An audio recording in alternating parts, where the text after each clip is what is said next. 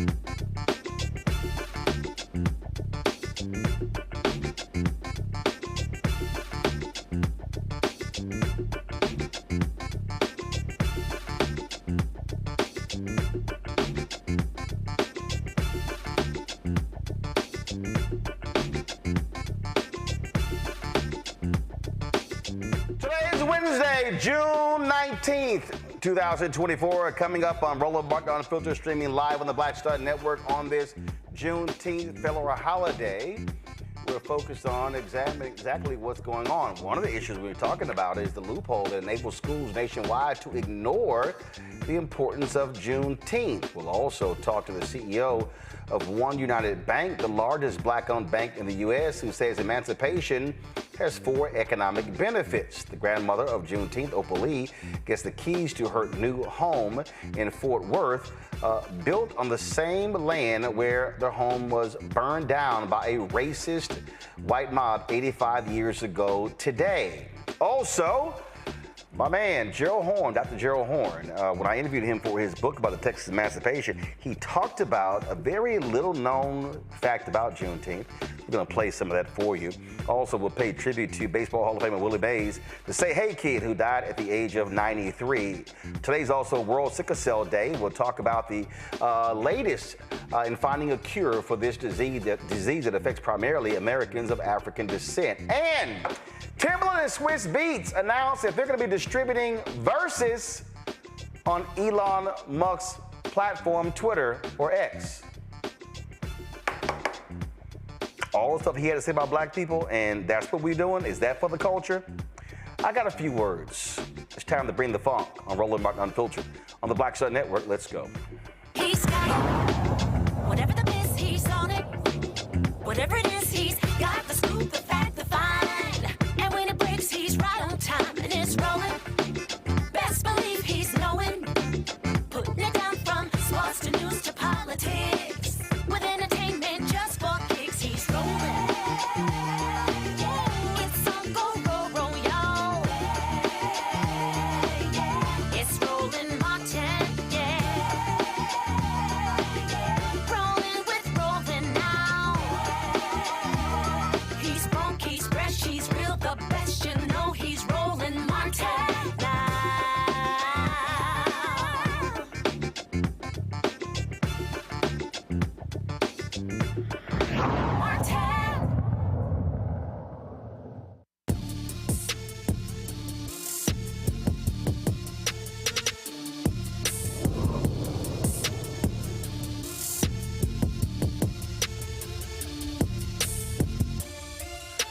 Yes, we're live today on Juneteenth. Why? Because y'all know white media not going to properly cover this black holiday, so that's why we do what we do.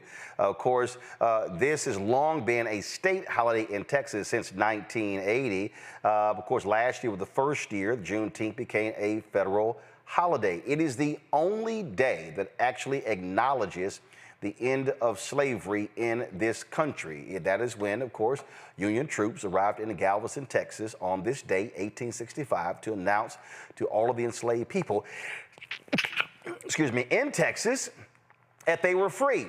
Now keep in mind, the folks, they kept slavery going for 2 years there because you did not have empowered folks there. And so the racists continued the institution that took place there. Now, again, President Joe Biden last year made Juneteenth a national holiday. Well, actually, it was 2021. Of course, it was passed by Congress.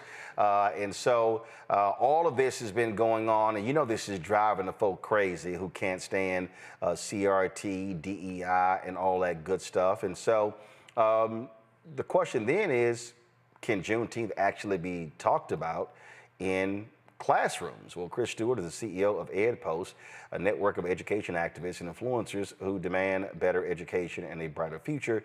Favorite child, he joins us now from St. Cloud, Minnesota. Chris, the thing that jumps out here when we talk about Juneteenth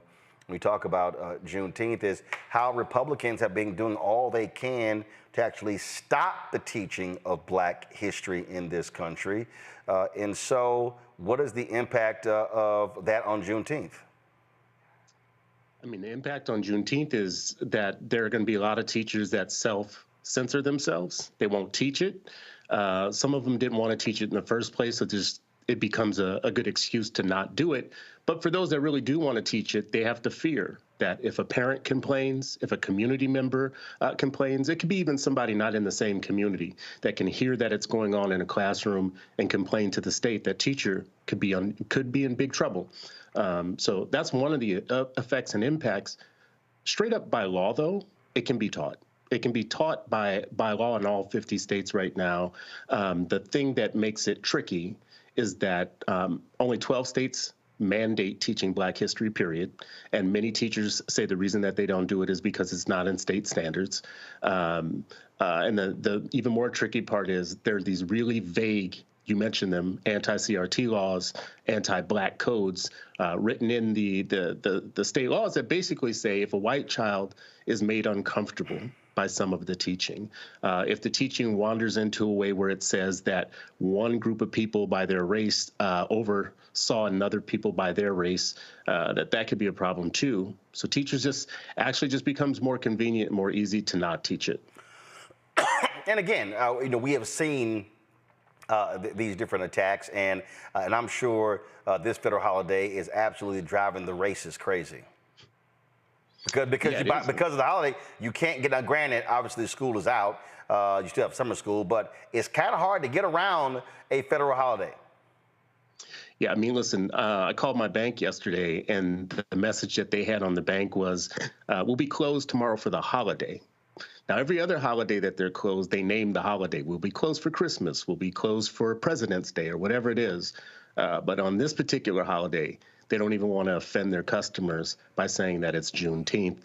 That tells you the reason why we need Juneteenth taught. Because if the majority population is going to be this ignorant about us, we can't be too. So we need our Black teachers, our Black schools, our Black parents and community members, and our Black churches just making this an issue. It's got to be part of everybody's agenda to make sure that Black history gets fought for in the same way that other side fought for anti-Black laws to be passed in their states.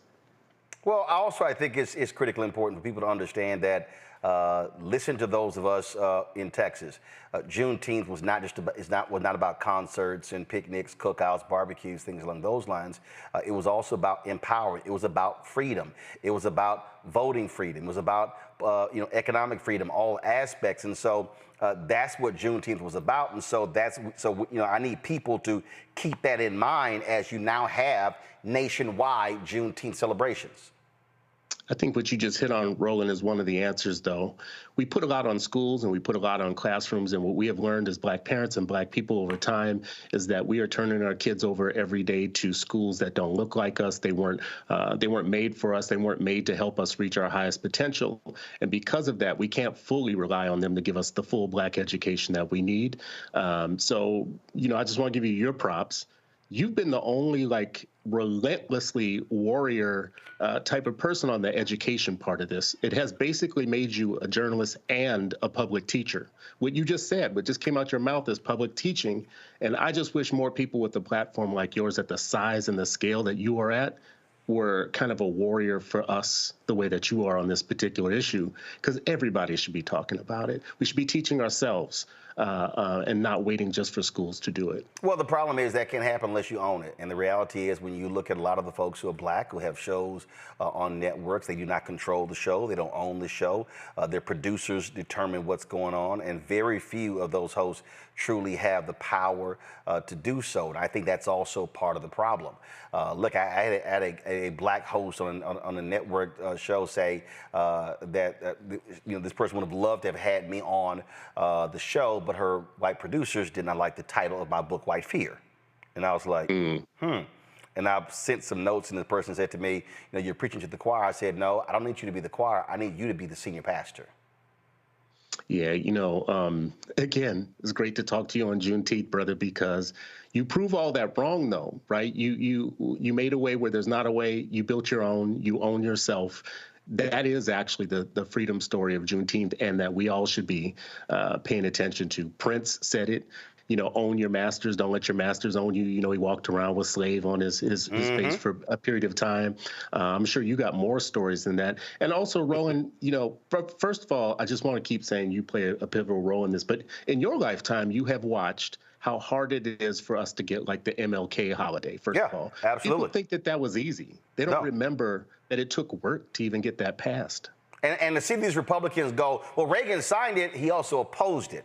He had no choice to sign it because it was overwhelmingly approved by Congress, but that was not at all something that he wanted to do. And so I like to keep reminding folk of that. You ain't getting no credit. Matter of fact, I had some Black woman on my Instagram page actually say that, oh, Trump fought for Juneteenth, but Biden got all the credit. And I'm like, you out your damn mind if you think I'm gonna let you just get away with that flat out lie. No, he did not. And it's like, so yeah, we ain't trying to hear that nonsense from these Black MAGA folk.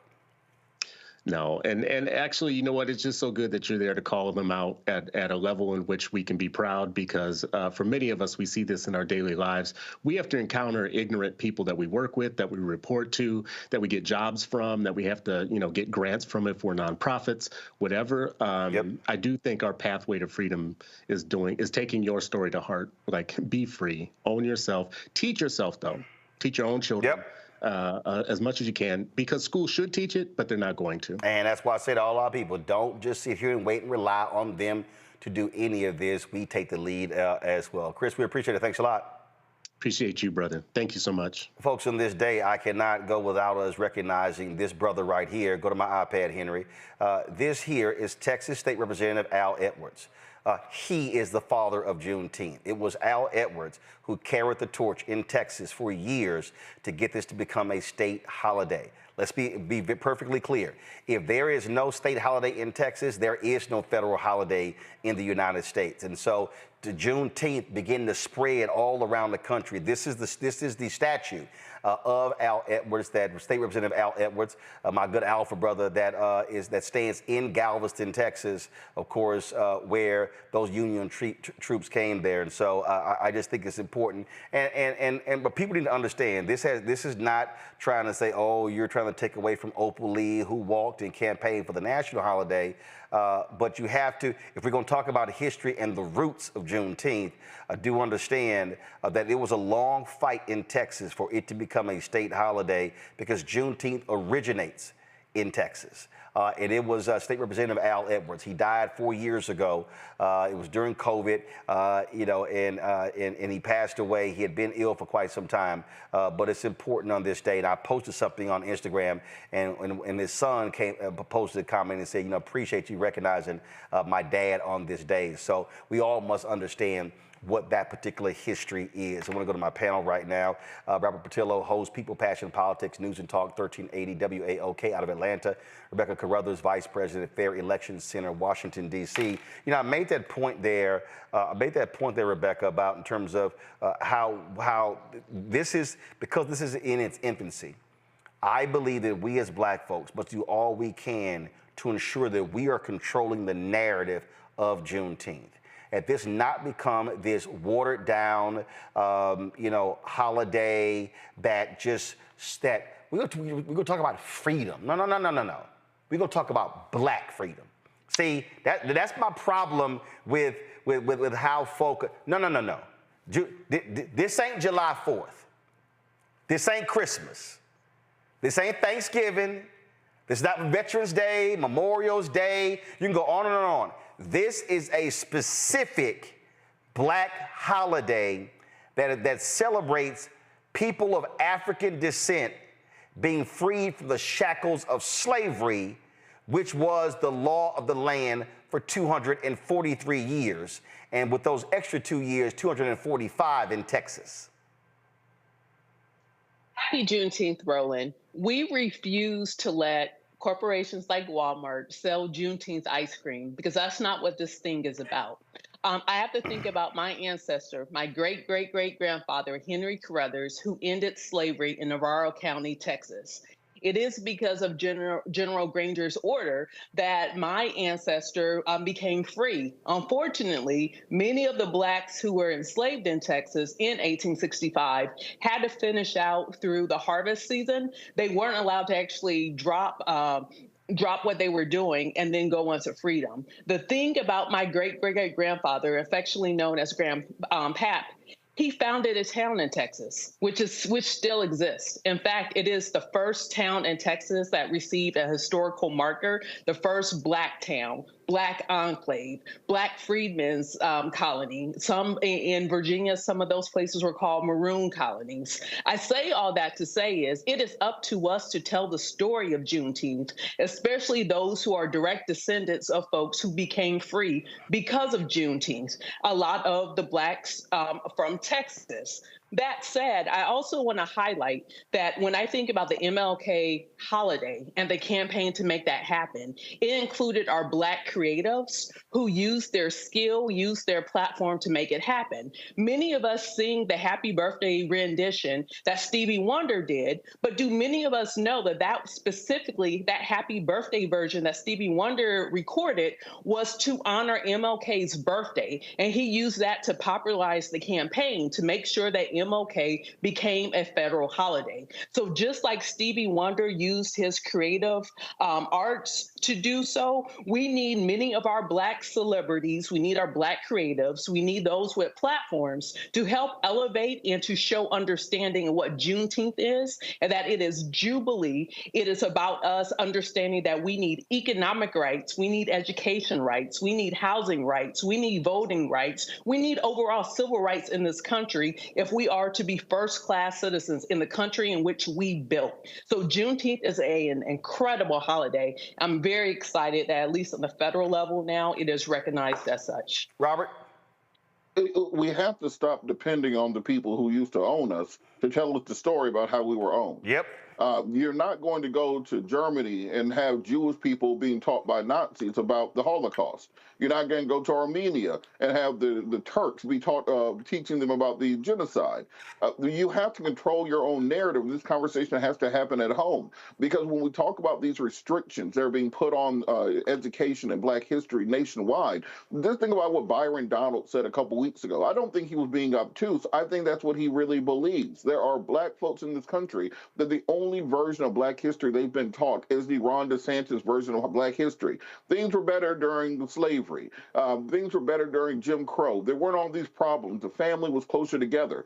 Black conservatives all over social media, they are posting Juneteenth as a holiday when we celebrate Republicans freeing the slaves from Democrats, etc., because they're separating the holiday from the history around it. And we have to take this, and this would be a point in time when civil rights organizations around the country are holding not barbecues, but town hall meetings, where Black colleges and universities are bringing in high school students who are out for the summertime and bringing them into the lecture hall so they can learn not just about Juneteenth, but the entire process of emancipation, the process that started at the beginning of the 19th century and lasted all the way through till today, because we are still not fully free in this country. It's one thing, it's great to commemorate and celebrate the freedoms we have had, but we can't stop and talk about the unfinished work of Reconstruction as existed, and the fact that we have still until this day not completed the work of being fully emancipated and been given the reparations that we deserve in this nation. And as we have both presidential campaigns running around the country,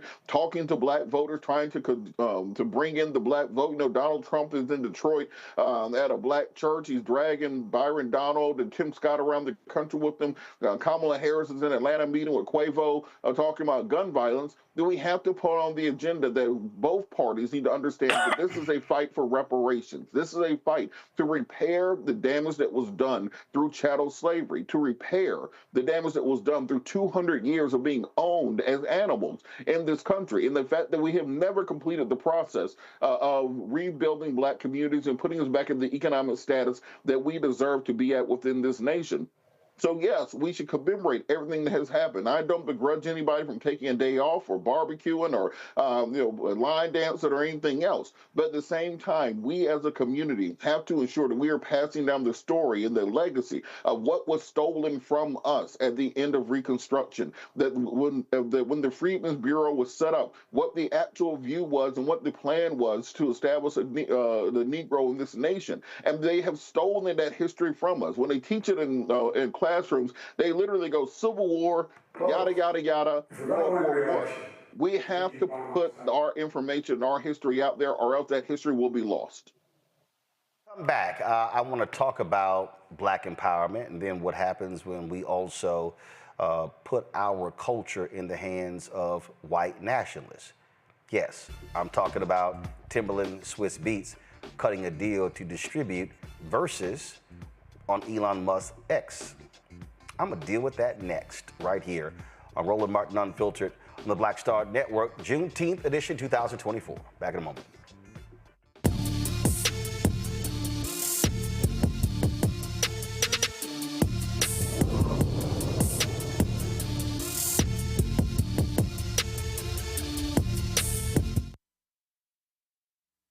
Hello, my brothers and sisters. This is Bishop William J. Barber II, co-chair of the Poor People's Campaign, a national call for moral revival, and president of Repairs of the Breach.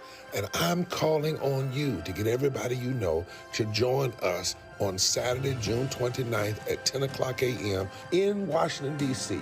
on Pennsylvania and 3rd for the mass Poor People's Low-Wage Workers Assembly and Moral March on Washington and to the polls, and the post effort to reach 15 million poor and low-wage infrequent voters who, if they vote, can change the outcome of our politics in this country.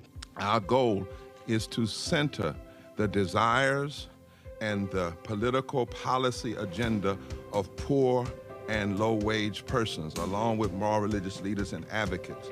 Too often, poor and low-wage people are not talked about, even though in this country today, there are 135 million poor and low-wage persons. There's not a state in this country now where poor and low-wage persons do not make up at least 30% of the electorate. It is time that the issues of poor and low-wage people be at the center of our politics. Living wages, health care, things that matter in the everyday lives. We will no longer allow poverty to be the fourth leading cause of death in this country. We must let our voices be heard. Join us. Go to our website, www.poorpeoplescampaign.org. RSVP. Get others to come. Get a bus, get a van, get on the train. Come and let our voices be heard and our votes be felt. Lift from the bottom so that everybody rises.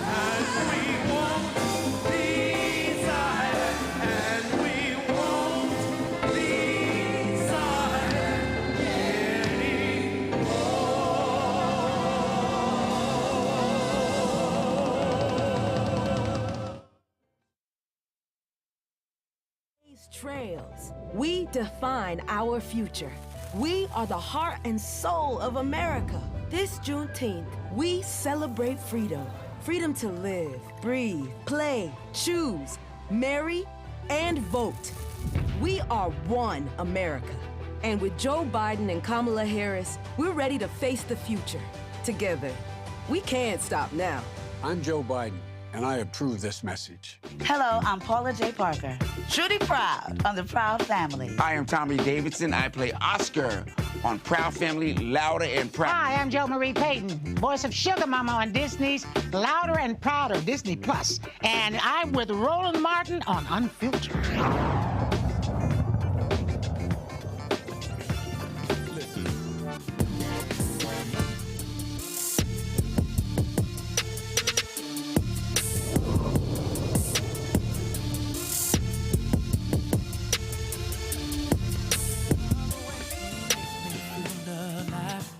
Satisfied, so satisfied. When you came into my life, I never thought I'd find someone like you. Lately you've been acting kind of strange. Now I'm insecure, and I gotta let you know today.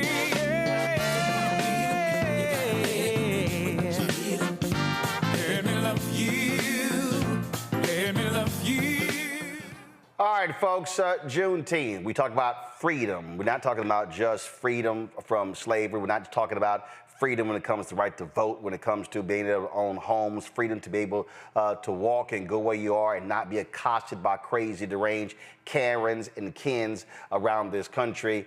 It's also, when we talk about economic freedom, when you look at the numbers are stark. Black home ownership has never hit 50% in this country. Also, when you look at the home foreclosure crisis that took place in 2008, 2009, 2010, some 53% of black wealth was wiped out. Now, we spend money.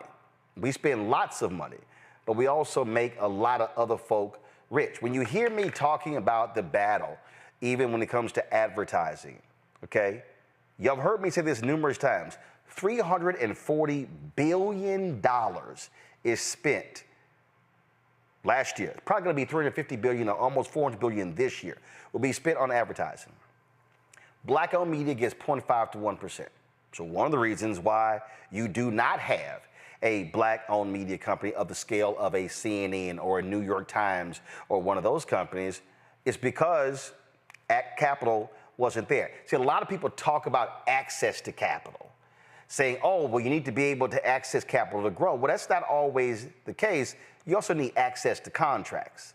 And so we have to understand that we have significant economic power, not just in terms of how we spend our money, but also how we leverage our money in the marketplace. And that's something that we always should be thinking about on this particular day, whenever there are events. And I've done this. People who brought me in the keynote, I will ask them the question, is that videographer, is that a black-owned company?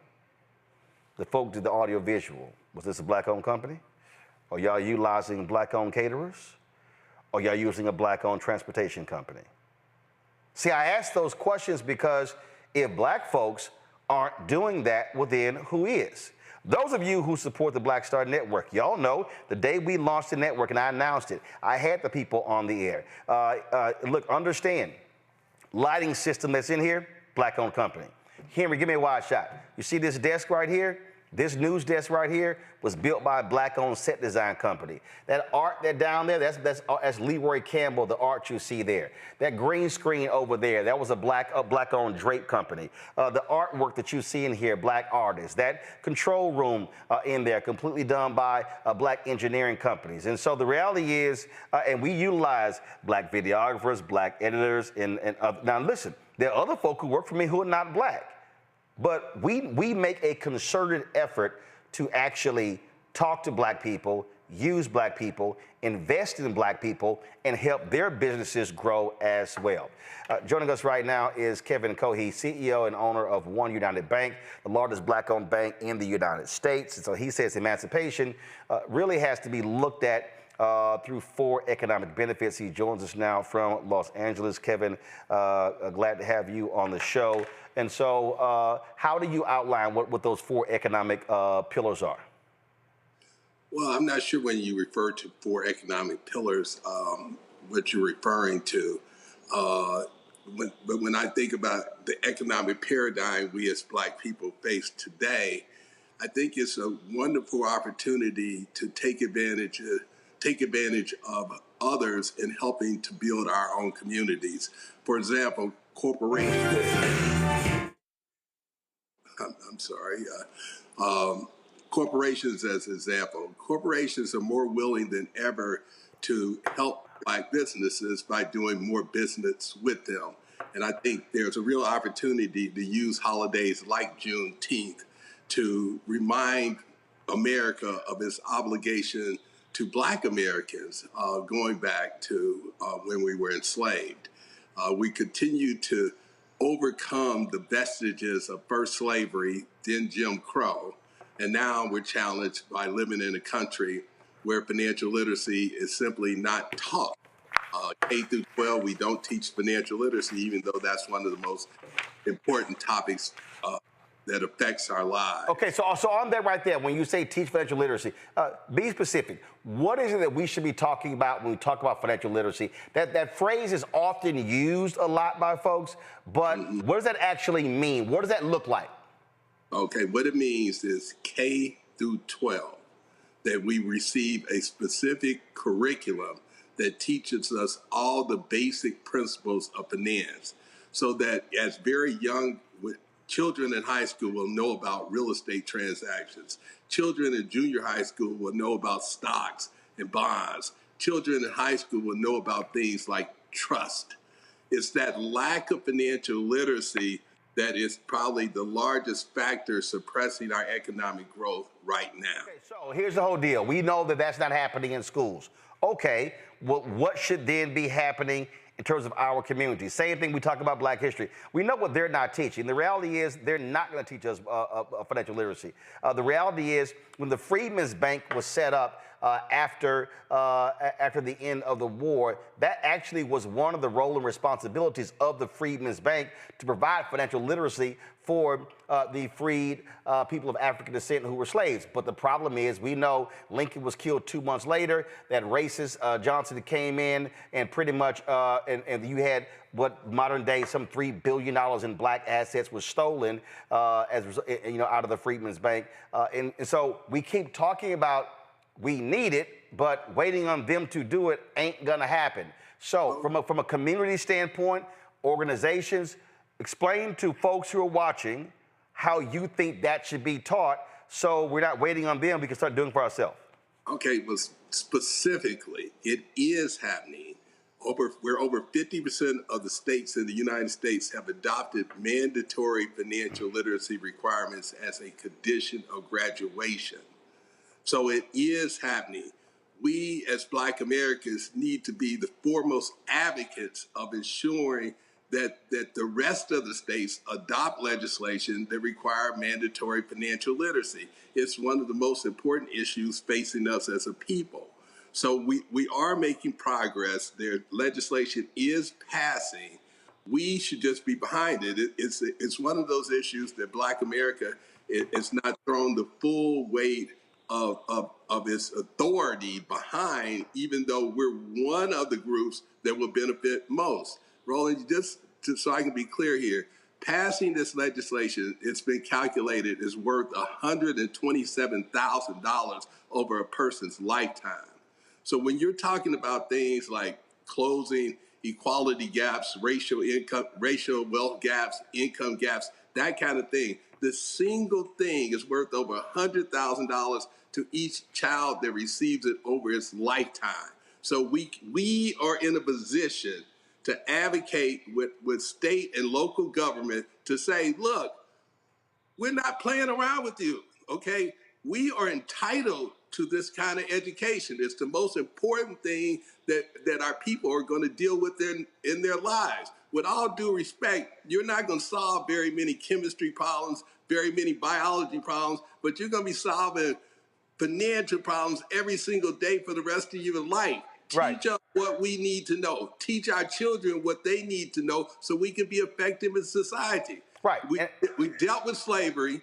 Then you put Jim Crow on us. Then we dealt with Jim Crow. Now you're sitting there and running a society where you're not teaching us financial literacy, the most important skill we need to have to be effective as participants in this society. Well, look, I've long said in a capitalist society, they want to keep some folks clueless on some of these issues compared to others. One more question for you before I go to my panel, and that is, we talk about moving forward. I also believe it's critically important that we also move as a collective. What I mean by moving as a collective, it's utilizing our collective power. What I've said to numerous Black organizations is that when we're talking about, whether we're talking about advertising, if we're talking about venture capital, if we're talking about all these different areas. First of all, when you talk about venture capital in this country, venture capital in this country depends upon pension funds. So we talk about where's the money coming from? That's a lot of Black folks who are school teachers, city workers, county workers, state workers, federal workers. And so that money being invested, that's the money of a lot of those folks. And so we can change, I believe, private equity as opposed to trying to operate from the top, trying to hopefully they get religion by being safe from the bottom. No, if y'all don't have Black investment folks, then you're not going to have access to these dollars. Again, that's using our political power, our collective power. It's also what Dr. King said April 3rd, 1968, when he called it redistribute the pain. He made it clear, those who do not do business with us, we don't do business with them. And he said it. We don't need to throw a Molotov cocktail. We don't need to have an argument or a fight. He said, when we pull our money, then they will pay attention. Well, and I agree with you. I do think it's critically important that we motivate both corporations and governmental entities to do business with Black people, period.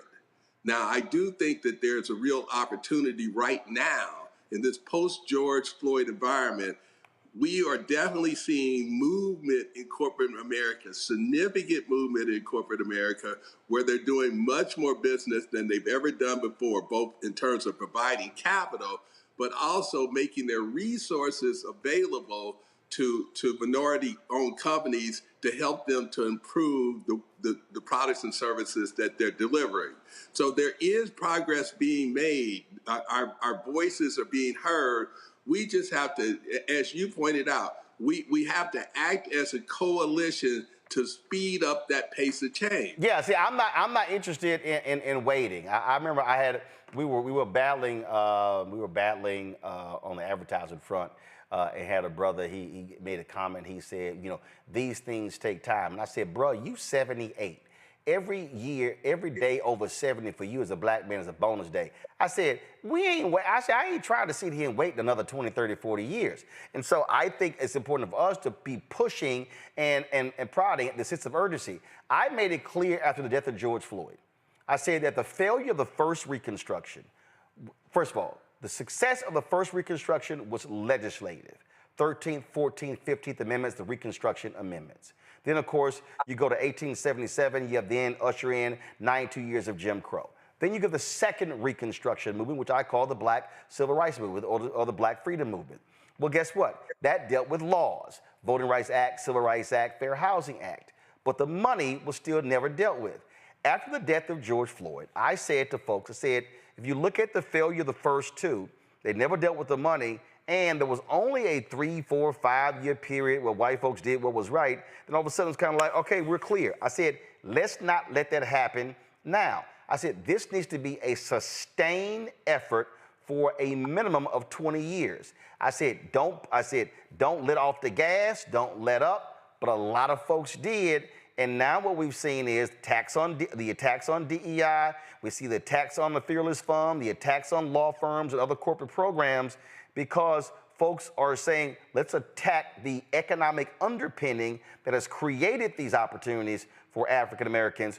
We've got to make sure that we don't let that happen. You are 1,000% correct. And we should do that. We should take advantage of things like Juneteenth Day. I mean, that's a holiday that celebrates our freedom. And as a byproduct of celebrating our freedom, it's a time for us to push for more diversity and inclusion in our economy. It benefits everybody. Getting rid of slavery was the best decision this country ever made from both a social and an economic standpoint. What you're talking about was what it takes to continue to build on that economic dividend that our society has. And what you're saying is that we have to represent ourselves effectively with the government and with corporations in order to achieve the things that we need to achieve. Here again, for us, it starts with give us the education, give us the knowledge. If you give us the knowledge that you should have given us, then we are so good as people and so effective that we're given a fair playing field that we will help to build America. We made America America. The reason America is directly because of Black people. This emancipation thing, that's why Juneteenth is a big deal. It's a celebration of America is the greatest country in the world. Why? Because it freed the slaves. That's what made us have the best team, to use a sports analogy. Robert?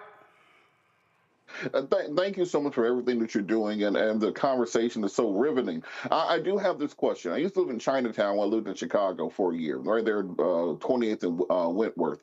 And I noticed that when you would go into each of the shops there, everybody there, of course, was part of that same community. But in addition to that, they didn't have to have community conversations and symposiums about teaching financial literacy. They just had a 9-year-old working the cash register. And they make sure that everybody in their community was working towards that same goal. How can we move from kind of this obtuse level of conversations about having the conversation about financial literacy and transition that into just direct action where people can understand, well, the best way to teach your kids financial financial literacy, to put them on the cash register when they're 10 years old and have them work through the bills and how to found a business directly with you. How can we reintroduce that as opposed to very much these kind of academic conversations I feel like we often fall into?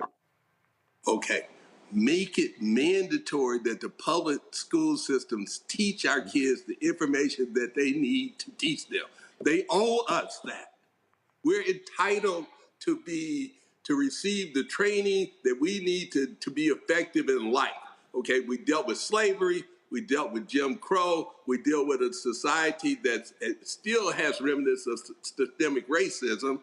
Let's make them teach us. Okay, once again, if a mandatory requirement to teach financial literacy in school is worth over $100,000 over the lifetime of a person. This single thing will change our ability to be effective. Of course, once again, you're absolutely right. In families that have the benefit of being able to pass on financial literacy in a substantive way, those people have a clear advantage. There are numbers of communities. There's religious communities, that are very good at passing on knowledge anecdotally from person to person. We need real training, better than the anecdotal passing around of information, which is important, and it's a wonderful thing, and it will build in future generations. But we need the formal education process put to work to make sure that our children and our people have the knowledge they need to be effective in today's society. One more quick thing, okay? Our society has shifted, okay? Haves and have-nots have historically been determined by the kind of things we're talking about, race and religion and those kind of things. One of the phenomena that's happening today is the haves are now the people who are financially literate, and the have-nots are the people who are not. So that new bifurcation of society, we have to make sure that we're on the financially literate side of that equation, because it affects everything. It affects your ability to get jobs. It affects your ability to do things like start businesses. And so we're at a critical point now. Legislation is already out there. As I said, about 50% of the states have already passed it. Yes, does it have things it needs to work on? Absolutely. But the group that is in the best position and it's one of the groups that will benefit the most from mandatory education requirement is Black Americans. We should make them do it. Mm-hmm. Rebecca? Say you're going to do it. We will not let you not educate our kids. Got it. Rebecca? Thank you so much for being on the show tonight. So in 2020, a lot of corporations, including JP Morgan Chase, decided that they wanted to announce equity commitments. So in 2020, JP Morgan Chase announced a $30 billion equity commitment. Since then, they've been partnering with minority depository institutions, namely Black banks, as a way to do like a joint depository or depository backing for Black banks. I have many questions about this program, but with you leading the largest Black bank in the country, is it in the best interest, in the best long-term interest for Black banks to partner with a JP Morgan Chase in this type of venture, or is it better for Black banks just to use federally backed funds in order to provide loans and other services to their customers? Absolutely. Okay. I work with JP Morgan. I work with JP Morgan every single day. Okay. It's not, now the thing is, it's not just JP Morgan, but it's also banks like Citibank that have wonderful programs. They have, those types of companies are working toward fulfilling their commitments. They not only are providing capital to organizations, but they're providing their expertise more importantly. And that's something that cannot be replaced. That expertise is what allows you to grow and prosper. But it's not just companies like them. It's companies like Google, companies like PayPal, that are working with corporations, working with Black-owned businesses to make them better businesses, to improve their technology and improve their sales techniques. So the program you're talking about is real. Those millions and millions of dollars and tens of millions of dollars that you're talking about are in fact being invested, and you are seeing progress. Does it need to be more? Yes. That's why I'm like, hey, we need to be out. So we go celebrate Juneteenth. We need to be in the streets. There need to be large corporate celebrations so we can keep the issue of D&I in front of people, to let them know, hey, we're celebrating freedom. We're celebrating the fact that by people who were formerly enslaved to be emancipated, that created this wonderful economic opportunity. Let's take it, let's continue to build on that economic opportunity, which is taking the disenfranchised and giving them more opportunities to effectively participate in society.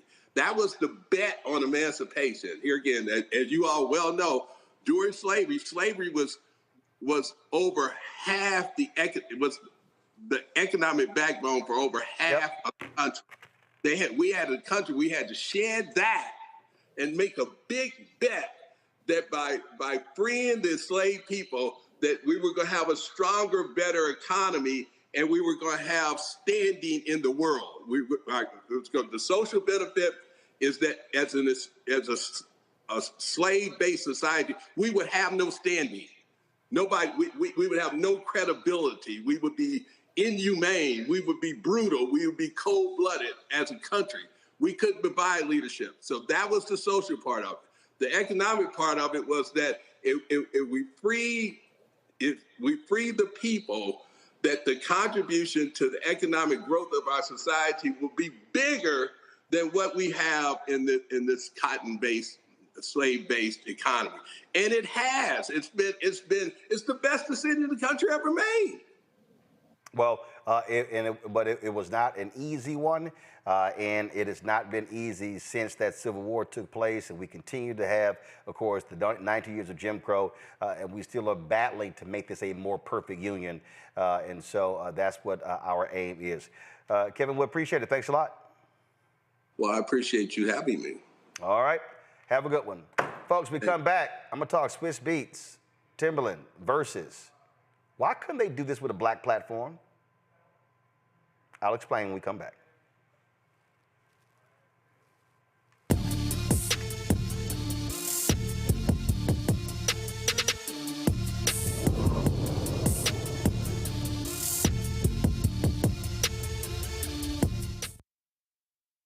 When you talk about blackness and what happens in black culture, we're about covering these things that matter to us, speaking to our issues and concerns. This is a genuine people-powered movement. There's a lot of stuff that we're not getting. You get it, and you spread the word. We wish to plead our own cause. Too long have others spoken for us. We cannot tell our own story if we can't pay for it. This is about covering us. Invest in black-owned media. Your dollars matter. We don't have to keep asking them to cover our stuff. So please support us in what we do, folks. We want to hit 2,000 people, $50 this month, raise $100,000. We're behind 100,000, so we want to hit that. Y'all money makes this possible. Check some money orders. Go to P.O. Box 57196, Washington, D.C. 20037-0196. The Cash App is $RM Unfiltered. PayPal is R Martin Unfiltered. Venmo is RM Unfiltered. Zelle is Roland at RolandSMartin.com. Bruce Smith, creator and executive producer of The Proud Family, Louder and Prouder, and you're watching Roland Martin Unfiltered.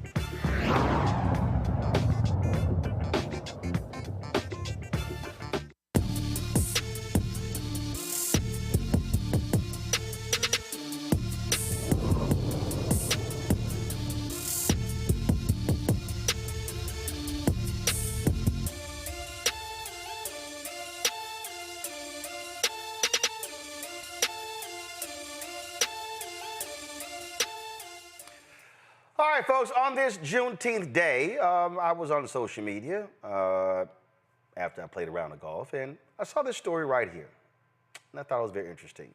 Verzuz co-founder Swiss Beats Timberland secure distribution deal with Elon Musk X.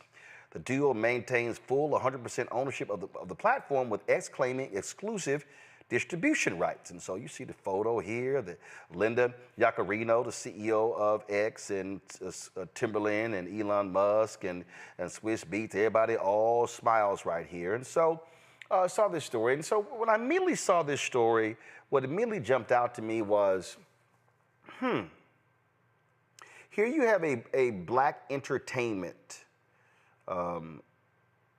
platform, if you will, came about during COVID, was all about the culture, features black people, black artists, celebrating black culture, not just in the United States, from around the world.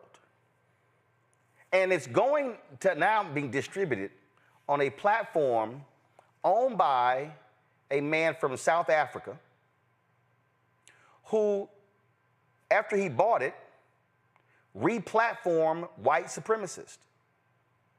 This is the same Elon Musk who consistently promotes, retweets, and responds to racist content. This is the same Elon Musk who questions the intellectual ability of black pilots. The same Elon Musk who questions intellectual capability of black doctors. The same Elon Musk who frequently attacks DEI. So is this what we mean by doing it for the culture in 2024? See, this is the issue for me, and it always bugs me, that when I often see these type of deals, I often ask the question, I wonder what it would look like if Verzuz decided to say, you know what, we're gonna do this on Fanbase, a black-owned social media app. But let's say it's not Fanbase. Christopher Boozy Spoutable. Spill.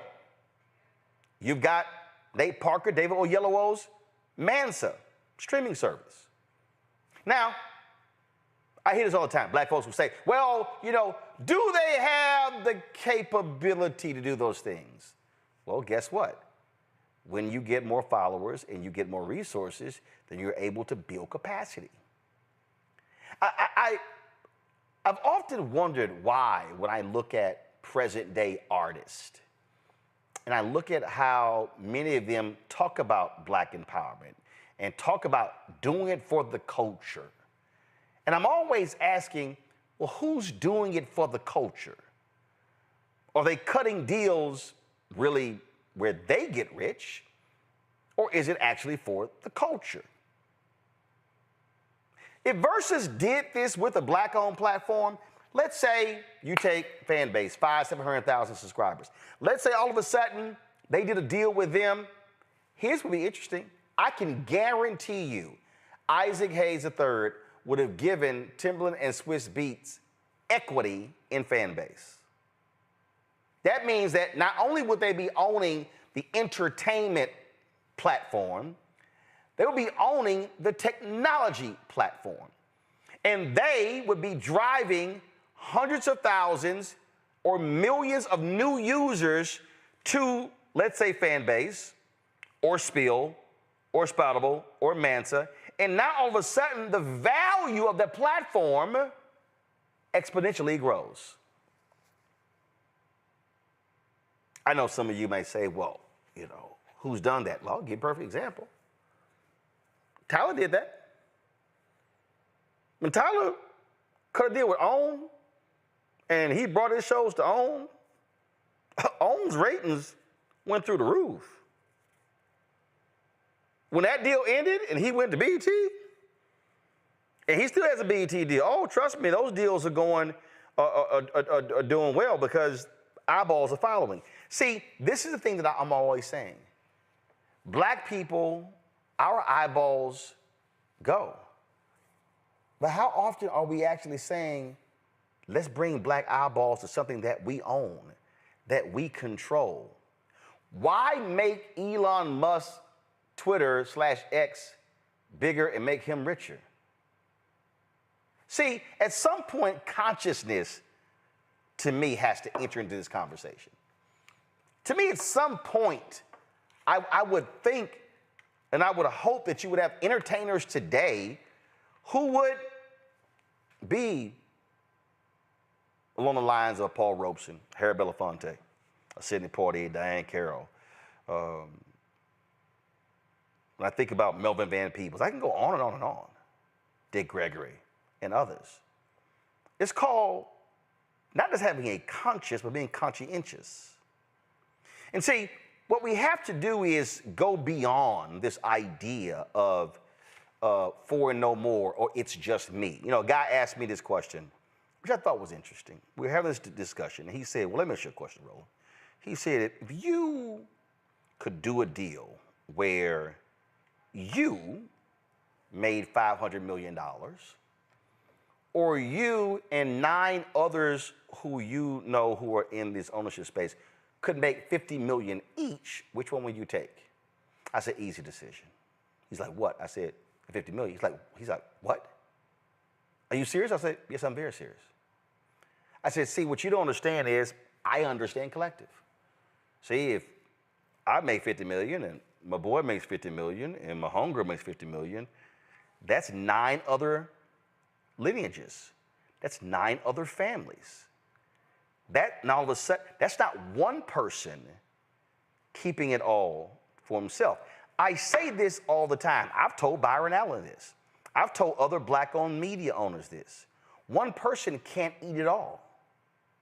Literally. In the advertising space, Disney can't eat all of it. Comcast can't eat all of it. So why should we operate that way? I just really wish we had more black entertainers today who are thinking about their leverage, power, and influence, and actually using it to build black-owned institutions. And here's the deal. Fan base is not only for African Americans. But if we have the ability, if you have an individual or individuals who have enormous following, how hard is it to say, you know what? I could do this deal over here, and we could do this deal and make a lot more money up front, or we could shift our following here and build something that goes way beyond Verzuz. That's a platform.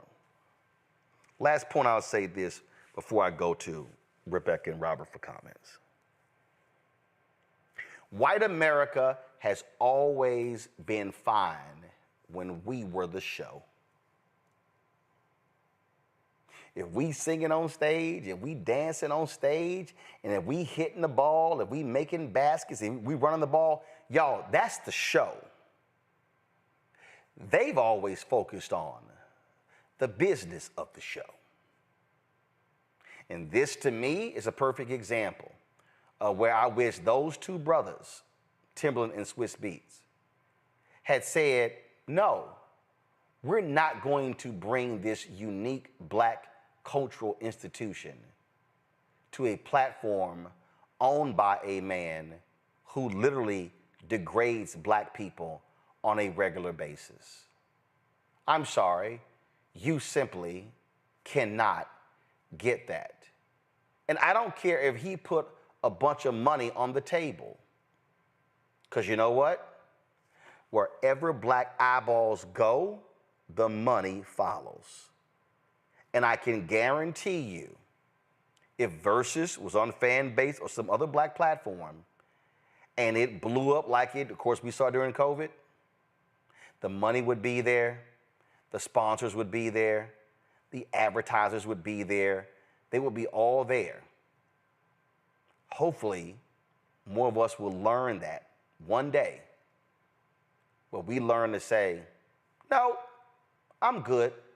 I'm gonna pass up the short money, because I'm gonna build something that could actually make me a hell of a lot more money than what you're offering me today. Rebecca. You know what, Roland? Not every Black person understands how to build for the culture. Because quite frankly, what Swizz Beatz and Timberland did was so iconic during the pandemic, but I don't think they ever had a plan for it once it blew up. This is not the first time that, in my opinion, that they entered into a bad business deal when it comes to Verzuz. They tried to do a deal with Triller, that fell apart. That didn't work out. The thing that makes this so heinous is that not only is Elon Musk a racist, he is anti-Black. He is anti-Black culture. So to take something that is inherently built on Black culture, put it in an environment that is anti-Black culture, it will not be successful, because it will not be able to thrive in that type of environment. The other issue is that Elon Musk, he's down over 20% of X, formerly Twitter, subscriptions or membership, because people just don't like what he's turned X into. So if these two, Timberland and Swizz Beatz, would have leaned into the culture, for the culture, partnered with fan base, it actually would have grown the number of users on fan base, which is the point, which is why social media platforms try to figure out exclusive licenses with different popular entities. The other reason why I don't think Swizz Beatz and Timberland really understand what to do with Verzuz is that they could have turned it into a multi-billion-dollar music festival, which is what a lot of people screamed at them from the culture, like, hey, you should do this thing, because this thing has the ability to even outgrow and eclipse even the Essence Festival. That's how popular Verzuz was across multi-generations. It wasn't just exclusively to Black women, but it also had equal, if not more, appeal to Black men. So once again, this shows me that neither of those two understand what to do with Verzuz. And then it's just... Dog, like on Juneteenth, you're going to make this announcement that you're partnering with a racist who lets it be clear that he does not like Black people, he does not value Black people. Like, that's not for the culture. There's someone that's lost here. There is a disconnect here, and it simply doesn't make sense. Ultimately, I don't think this joint venture will be successful, because it's going to miss that missing ingredient. It's going to be missing the culture. Robert? Roland, this is a Socratic experiment. I want people to think to themselves, how often have you seen a Black soul food restaurant in a Jewish neighborhood next to a synagogue? How often have you seen a Black barbershop in Chinatown right next to their restaurants and their businesses? You don't see those things, because those communities keep their neighborhoods, keep their business, keep their economics to themselves. And so the first generation they come in, they open a cleaning service or a restaurant or a daycare, something like that. Then the next generation goes to college, and then they're running those things. Then the next generation after that, they become doctors and nurses and lawyers. Then the next generation after that becomes congressmen and lawyers and politicians, etc. And that's how you keep building generation after generation. You can't build a society giving away your intellectual property. You can't build a society investing in other people and giving half your money away to other groups. That's exactly what they're doing right here. The depths of Elon Musk's racism, I don't think people can fully quite understand.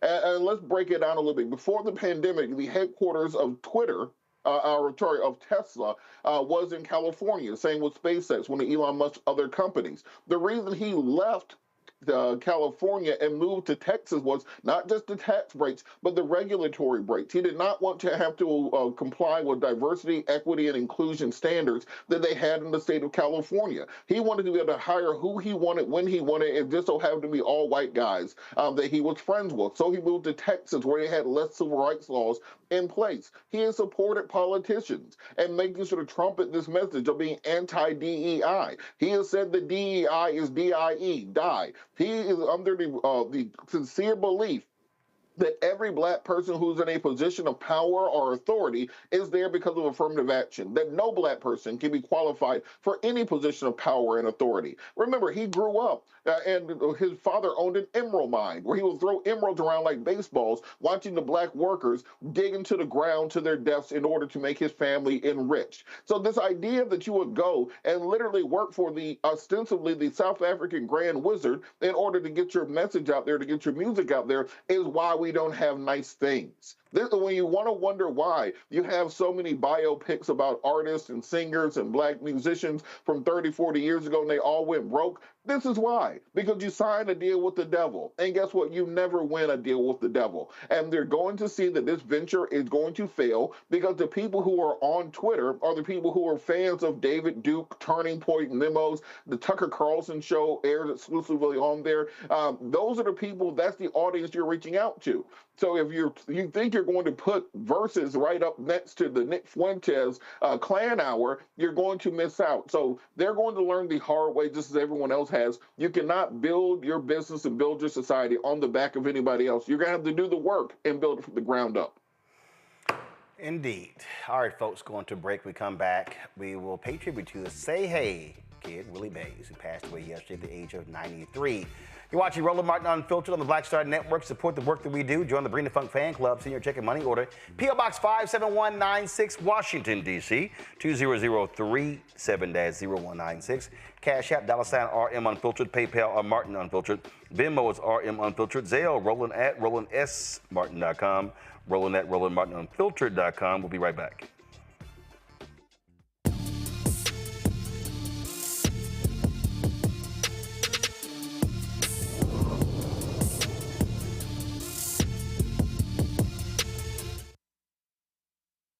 We are the culture. We blaze trails. We define our future. We are the heart and soul of America. This Juneteenth, we celebrate freedom. Freedom to live, breathe, play, choose, marry, and vote. We are one America. And with Joe Biden and Kamala Harris, we're ready to face the future together. We can't stop now. I'm Joe Biden, and I approve this message. Me, Sherry Shepard, with Sammy Roman. I'm Dr. Robin B., pharmacist and fitness coach, and you're watching Roland Martin Unfiltered.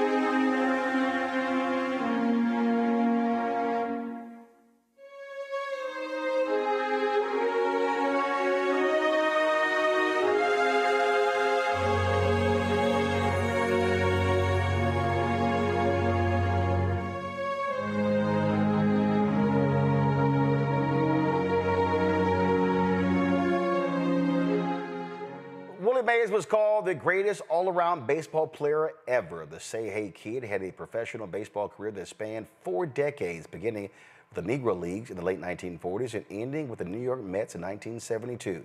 In between, he spent 21 years with the New York Giants, who would later move to San Francisco. Folks, he was, of course, known for his stellar play in center field. And again, he could do it all. He could hit, he could run, he could catch, he could throw. He was indeed an iconic baseball figure. Howard Bryant, sports journalist, author, joins us right now. Howard, glad to have you here.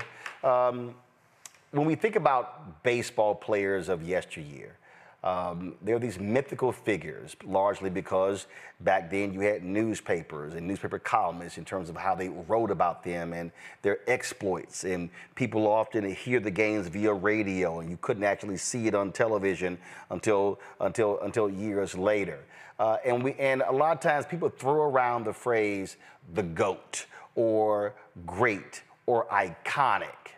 For me, there are a few people who sort of fall into that category. Willie Mays was definitely one of them. Yeah, no question. And I think that it's a tough day. Yesterday was a really hard day because when you think about Mays, he's a generation. He's the guy. He's the standard. He's the standard in so many different ways. One of the things that I love about Mays, in addition to his ability, is he really is the first guy, when you think about professional athletes, whose legacy was in his number. I mean, you think about running backs. Okay, there's a generation of running backs who followed number 32 after Jim Brown, whether it was OJ and the rest of them. But the first guy was number 24. Everybody wanted to wear 24 because they wanted to be like Willie Mays. Ricky Henderson wears 24. Mays. Griffey. Mays. You know, Bobby Bonds wanted to wear, Barry wanted to wore 24 in Pittsburgh and then wanted to wear it again when he got to San Francisco. 24 was the number that you wore when you were especially a black outfielder, because you wanted to be like him. You wanted to follow him. He was the guy that everybody was in awe of in terms of being able to do all of the things. And yeah, when Willie played from 51 as a rookie, goes to the World Series, and then retires in 73 at 42 in the World Series with the Mets. He was the standard for everything about being a superstar, about being a generational star in a city that already had the Yankees and the Dodgers. He's the standard, and he always will be, as far as I'm concerned. When we're talking about play, what was interesting is that, and I've read several books on Willie Mays and his story. People talk about, again, what happened on the field. When you think about that generation of athletes, if you're talking Jim Brown, if you're talking Bill Russell, if you're talking Kareem Abdul-Jabbar, if you're talking Kurt Flood, I mean, we can go on and on and on in terms of players during that period. For Mays, it was all about baseball. He wasn't necessarily this active figure in the civil rights movement, things along those lines. He was focused on the game. Yeah, he was focused on the game, but that's not really accurate, Roland. Okay. It's hard for Mays. Like, we talk about this a lot when you think about the history of Willie Mays, because he was the guy in a lot of ways who made it easy for white fans to love him. Okay. Because he was so focused on the game, to your point. He was the guy, he was the anti-Jackie Robinson in a lot of ways, where Robinson wanted to know your politics before you cheered for him. He didn't want you to cheer for him if you didn't have the right politics. He wanted you to understand that rooting for him, that supporting him, also meant supporting him as a man. And he put that right in your face. And he put that in your face for the 10 years that he played. And there were people, both black and white, who were tired of the fact that Jackie Robinson was so intense about being black. And the contrast to that was, well, why can't you be more like Willie? Because Willie just made you feel good. Willie made you want to copy his batting stance, even though people copied Jackie's batting stance. Willie made you want to run around and do the basket catch, and Willie was uncomplicated in that way, or Willie appeared to be uncomplicated in that way, because Willie didn't put that on you specifically. But Willie Mays came up the same years as Jackie Robinson did. Willie was born in 1931. Willie was passed over by the Boston Red Sox the same way that Jackie Robinson was. Willie trained in spring training in Scottsdale, Arizona, which was a sundown town, with the Giants, with the New York Giants, which meant that no blacks were allowed after sundown in Scottsdale. So Willie had to stay 17 miles away from his teammates in Phoenix. So Willie went through all of it. Willie was humiliated. When Willie went to San Francisco, liberal San Francisco, he couldn't buy a house in the peninsula, even though he was Willie Mays. And everybody cheered for Willie, and everybody wanted to be like Willie, but they didn't want Willie to live next door. And Willie held a lot of that in, and Willie didn't carry it the same way Jackie did, because Willie was here to entertain you. And when Jackie wrote his second memoir, not really a memoir, but he wrote another book called Baseball Has Done It in 1964, he criticized Willie for it. You're the guy that everybody loves. You're the best player in the game. Maybe you're the best player any of us have ever seen. Why aren't you using your power? Why aren't you using your influence to get people to also cheer for you and recognize they've got a responsibility that comes with cheering for you? And Willie was in a real difficult spot because it wasn't Willie's way to be like Jackie. So I understood it. I mean, everybody carries it differently. Right. And it doesn't mean that Willie didn't carry it. He just didn't display it the way Jackie did. So I'm not going to name the famous baseball player, but one of the things that he said was, he said that if you look at the major records in baseball, this person said Willie didn't hold any of them. So how could he? When I tell you offline, you're going to crack up laughing. But then again, knowing you probably already know. So when you hear that stated, but he was considered all-around greatest baseball player ever, how? What made him so? Easy. Well, number one, this is one of the reasons why it's so difficult in baseball today, because baseball has turned selling the game into selling math. They sell analytics. They sell numbers. They sell all these things, and Willie was not defined by any of those things. Willie Mays, when you saw Willie Mays, was eye test central. You watched him, you saw electricity, you wanted to emulate him, you saw, if you were a baseball person, you knew the difference between the guy who put up numbers and the guy who could play. You saw Willie do things that guys couldn't do. When people talk about, you just showed the clip of Willie making the catch in '54 in Game 1 of the World Series. But what that clip doesn't show, if you ever want to show it again, watch how far back Willie's going. Deep center field in the Polo Grounds was 485 feet. That's how far he's running to make that catch. I mean, the ballpark doesn't go that far anymore. It shows you what an athlete, what a ball player he was. This isn't about numbers. This is about what you're seeing and how this man is making you feel. This is what sports is supposed to be all about. You know, it's not an algebra test, launch angle and exit velocity and all the stuff that they sell the game on now. Willie was kinetic. Willie made you want to go outside and play baseball. He made you want to go out and watch baseball. And also, he did put up the numbers. He did hit 345 one year. He did hit 51 home runs one year. He did hit 52 home runs one year. He also missed 2 years to the military in 52 and 53. So if you add, about at those years, he was hitting 40, 45, 50 home runs a year. He breaks Ruth's record before Hank Aaron does. So it's not like Willie didn't have the numbers. So let's face it, Willie also had 500 home runs and 3,000 hits, 32-83. So as much as you may want to look at those numbers and go, okay, Willie didn't end with all the numbers. He was absolutely the leader of a lot of those numbers when he was playing. I think it's hilarious you were talking about that catch. This was an old-timers game. So for a lot of people don't know, they used to literally have these games, but then too many of these old-timers were getting hurt in these games.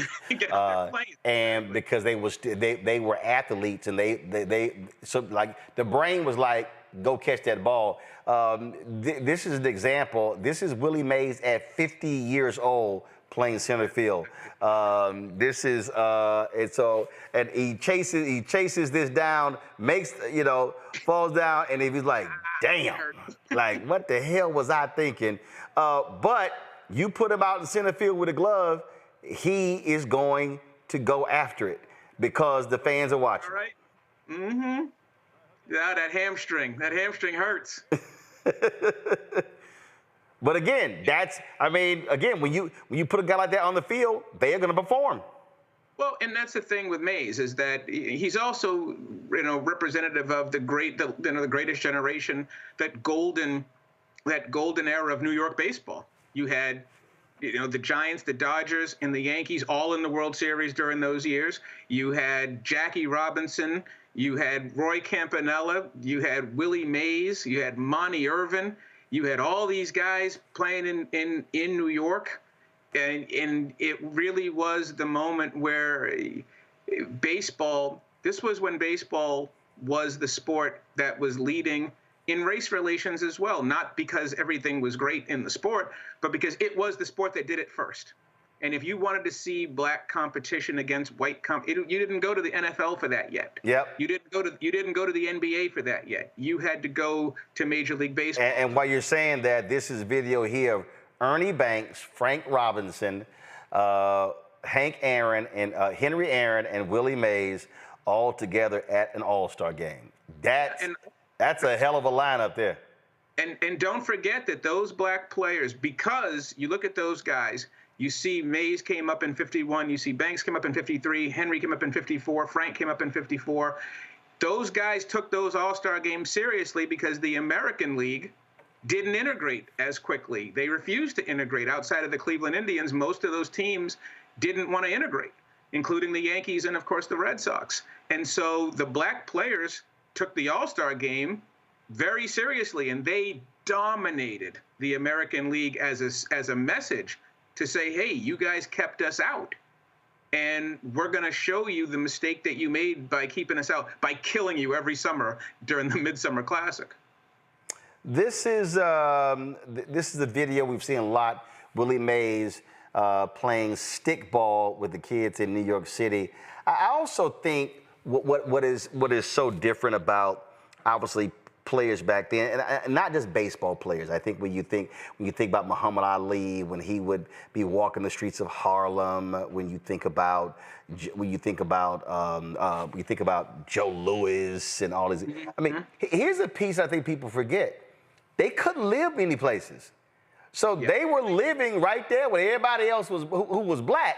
So their interactions with kids and adults in restaurants and stores, because they could not live in the suburb, in the mansions. And so their connection to the community, and it's not a diss on players after them, but it's just a different relationship because you actually could see them, touch them, talk to them.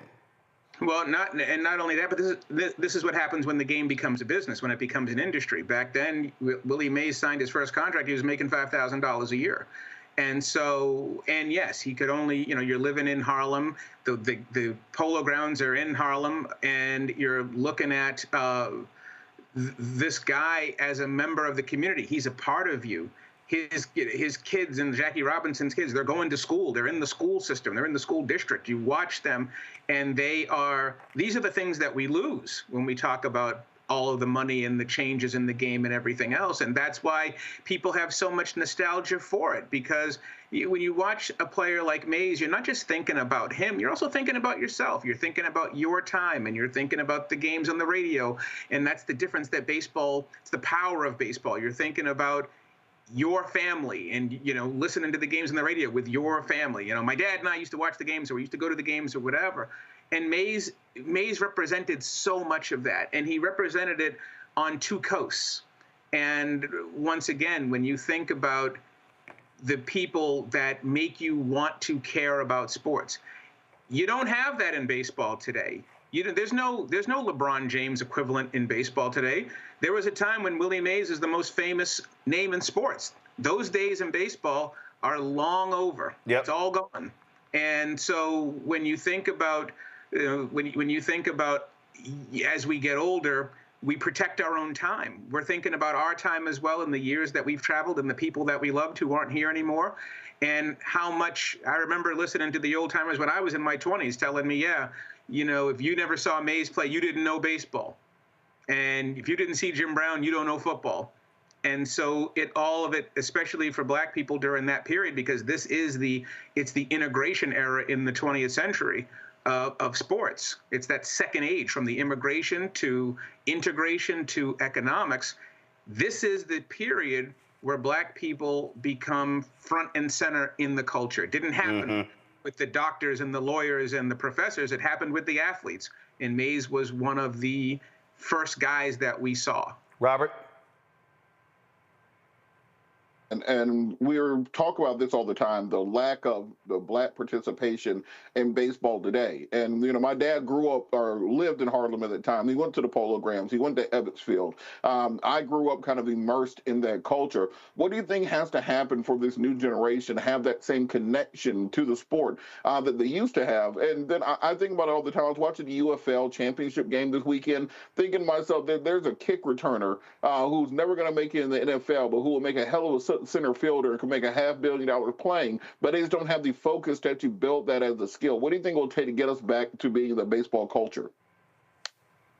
Well, I think what's been lost is the money. When I talk about baseball, baseball is a white suburban sport reinforced by foreign labor. That's what baseball is. Baseball used to be an American game. And that American game was always looking for the cheapest source of talent. Back in the day, it was the Negro Leagues. That's where you went for your talent. Today, baseball has billions of dollars of infrastructure in the Dominican Republic and in Venezuela, and that's where they look for their players. And the fact that the money is so big now, baseball does not develop its own players anymore. So baseball is going to college. College baseball is less than 2% African American.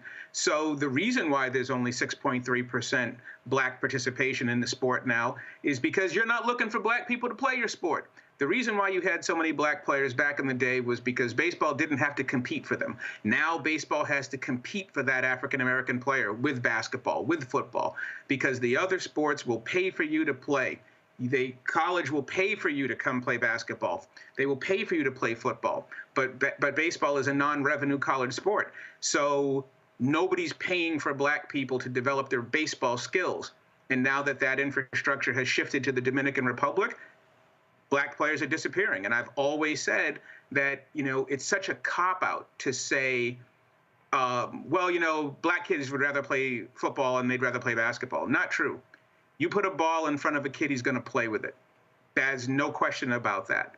The question is that baseball has priced itself out of the black player. It's not looking for the black player. It doesn't want to compete for the black player. And that's why they have all these initiatives now to try to get those players back. Rebecca.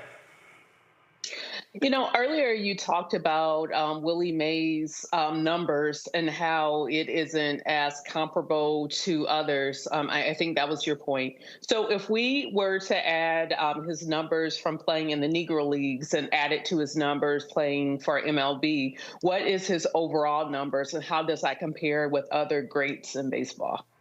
Yeah, well, they wouldn't be that different because Mays was only in the Negro Leagues for not even a year. He played for the Birmingham Black Barons, I think, in '48. Well, in fact, he was quoted last week, Howard. He was like, "Hey, that's pretty cool. I had, what did he say? I had 100 hits added." Exactly. Yeah, when they brought the Negro League records, he was like, "Okay," he said, "That's pretty cool." Yeah, exactly. But Willie, he was in the tail end. The Negro Leagues wouldn't have made a difference for him in terms of his numbers. His numbers were enormous. Let's not, okay, Henry put up huge numbers, Bonds put up huge numbers. He would have, I do believe Mays would have gotten to 714 homers had he not missed 2 years in the military. But Willie Mays put up enormous numbers. Right. 3,000 hits, 660 home runs, so 500 plus home runs, 1,900 RBIs. This man played 13 straight years in center field at 150 games or more. He's a giant, and no matter how however you want to cut it, if you want to do it by the numbers, go ahead. If you want to do it by the eye test, go ahead. However you want, if you want to do it just by name recognition and reputation, one of the things that I always tell players is that we think that you're going to survive time, but time replaces all of us. It hasn't replaced Willie Mays. And because he was that big, and there are certain guys that are they're the Mount Rushmore, they're the Everest of the game, and he was one of them. He is still the guy that everybody compares when you're looking at 5'2" players. Can you hit for average, hit for power, run, catch, and throw? He could do everything. I do find it interesting, though, and I saw this clip, and I want to get your thoughts. Because he was asked, "Hey, who do you think is the greatest player of all time?" And look, there's very few people who say, "Hey, me." But he said this here. Listen. He was the best player other than Willie Mays in New York. I mean, of your teammates. Well, I hate to say this, Joe, but my best player, the guy that I picked, wasn't my teammate. Mm-hmm. He was Roberto Clemente, who played with the Pirates. I first saw Clemente in 1954 down in Puerto Rico. I had to go out and help him in any ways as far as ground ball was concerned, but he could throw, he could run, he could hit, he could do just about everything, and I think he was pretty close to anybody that played baseball-wise. He didn't hit a lot of home runs, but he will carry you downtown. He hit 25, 26 right now, and today they call that a superstar, 25 home runs, but in those days he was just a mediocre home run hitter. He wasn't a home run hitter then, but the reason I didn't pick my teammate is that maybe I look at things different when it comes to players, and I think Clemente was Clemente was a hell of a baseball player. Oh, and once again, and go talk to my late great friend Henry Aaron, as our friend Henry, and Henry got what did he win? 1 Gold Glove, 2 Gold Gloves, and then Clemente won them all in right field. They were just. And I think that's one of the other things about that time period, Roland, is that because baseball was so far ahead of the other sports, and because integration had taken so long, you had this unbelievable glut of talent. I mean, let's not forget, Frank Robinson was out there in right field, too. So you had Henry, Clemente, and, Mays in the outfield. You had an Aaron in right field. You had all of these players. You had so many of these great players. And the beauty of it was that they had something to prove. They were not detached from the black struggle. They were involved in the black struggle. And that includes Clemente, because one of the things I love about Clemente was that he's one of the few Latino players who identified as black. He saw himself in the black struggle. Today, there's this, the story of Pan-Africanism in sports, and baseball especially, doesn't really exist. You talk to a black player in the Dominican Republic, they want to fight you. They're not black, they're Dominican. And so this is one of the things where you make a concerted effort to mention the black players for being black, because those players at that time, they, as much as Mays got criticized for not being as vocal as Aaron or not being as vocal as Jackie, you talk to Mays. I remember first time I interviewed him, he told you all about what he went through as well, and how much it hurt him that people looked at him as though he wasn't committed to black people. Simply because he was out there making everybody enjoy themselves too. Willie had a lot of scars. Indeed. And one of the things that drives me crazy when I really do look at some of these baseball writers and think, what the hell were you thinking? And I looked at the numbers, 94.7% of the ballots. How in the hell was Willie Mays, along with so many others, not a unanimous selection to the Hall of Fame is just beyond me. Well, as a Hall of Fame voter, it doesn't bother me nearly that much. I mean, Aaron got a pretty, Tom Seaver was, 98.3, a little higher than that. Mariano Rivera is the first unanimous and probably not the last, because people look at it differently. Back then, it was old school. It was just different. There were some guys on the, some voters just wouldn't vote for you on the first ballot no matter what. So, but once again, there was Jackie Robinson got 77.5%. First ballot Hall of Fame, you had to get 75. So he squeaked right in, and he's Jackie Robinson. Well, let's also keep in mind the baseball press box was extremely racist as well. Was? Is. Well, you're in it, so you can speak to today. So 100% right. There you go. Al Brian, always good to see you, my brother. Look, you always got some book you're working on. So what was the most recent book that came out? Oh, you mean the most one I'm working on when I'm about to log off right now? I've got 2 weeks to finish this next book. I am doing I'm writing the story of July 18th, 1949. And that was when Jackie Robinson testified against Paul Robeson on American Activities Committee. It's a story of these two gigantic black men being pitted against each other in service of white America during the Cold War. Cannot wait to read that. I cannot wait to finish it. That's not an athletic book. That's a history book, Cold War, all that stuff combined. And so that is definitely can't wait. So we're gonna let you go so you can go finish that book. Hal Bryant, my brother, I appreciate it. Thanks a lot. All right, now, thank you, Roland. Folks, got to go to a break. We come back.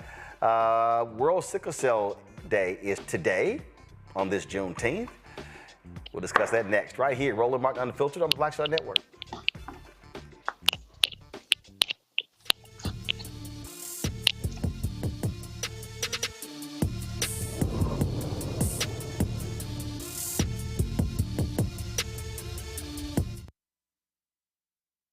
Hello, my brothers and sisters. This is Bishop William J. Barber II, co-chair of the Poor People's Campaign, a national call for moral revival, and president of Repairs of the Breach. And I'm calling on you to get everybody you know to join us on Saturday, June 29th at 10 o'clock a.m. in Washington, D.C. on Pennsylvania and 3rd for the mass Poor People's Low-Wage Workers Assembly and Moral March on Washington and to the polls, and the post effort to reach 15 million poor and low-wage infrequent voters who, if they vote, can change the outcome of our politics in this country. Our goal is to center the desires and the political policy agenda of poor and low-wage persons, along with moral religious leaders and advocates. Too often, poor and low-wage people are not talked about, even though in this country today, there are 135 million poor and low-wage persons. There's not a state in this country now where poor and low-wage persons do not make up at least 30% of the electorate. It is time that the issues of poor and low-wage people be at the center of our politics. Living wages, health care, things that matter in the everyday lives. We will no longer allow poverty to be the fourth leading cause of death in this country. We must let our voices be heard. Join us. Go to our website, www.poorpeoplescampaign.org. RSVP. Get others to come. Get a bus. Get a van. Get on the train. Come and let our voices be heard and our votes be felt. Lift from the bottom so that everybody rises.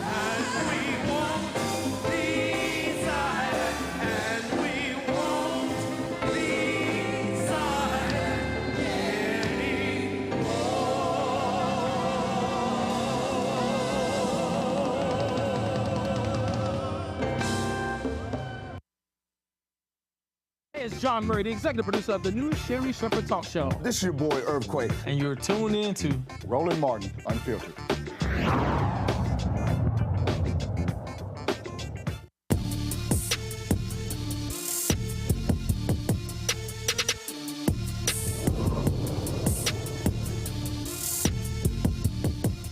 Sickle cell disease is an inherited blood disorder in which the red blood cells are shaped like an S or sickle. This incurable disease causes pain, fatigue, and infections. It also increases the chances of a stroke or heart failure. It disproportionately impacts people of African descent. With about 100,000 Americans living with the disease, it occurs in 1 out of every 365 African Americans. About 1 in 13 Black or African American babies born in the U.S. have the sickle cell trait. There's been lots of groundbreaking research in this area. Joining us right now, Dr. Katani Lemieux, an associate professor from Xavier College of Pharmacy, Dr. Ivan Jubilee II, a sickle cell researcher from the Louisiana Cancer Research Center. Glad to have both of you here.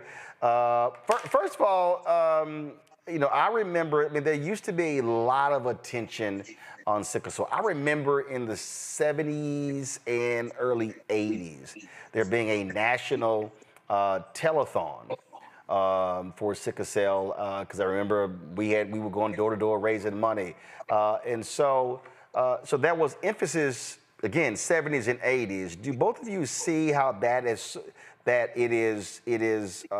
lesser known today and less focused today than it was in the past? So good day to you, Roland. And I would say yes. I believe what happened during that time, or when you're talking about the genesis of awareness and fundraising, there were 6 centers, what they call comprehensive sickle cell centers, established around the country.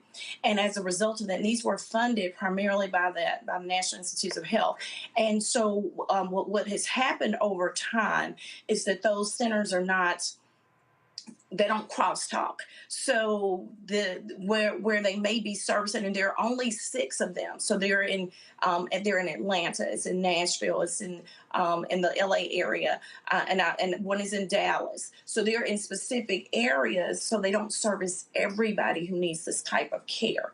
And also one of the things is, so they're not well funded. While they did get funding, they weren't well funded to fully support and continue to engage with and then educate and and improve the care of these patients long term. So the long and short of it is, yes, these centers were established, but if you give a center money and you don't give them enough money, and then you don't give them continual support, and then you don't give them the infrastructure to crosstalk and to share and engage in that way, then there are some things that are going to be lost. And so that is what is happening. And over here in the more recent past, has there been an evolution and a resurgence in discovery in the field. And so it's a really exciting time to be able to talk about new discovery in sickle cell disease.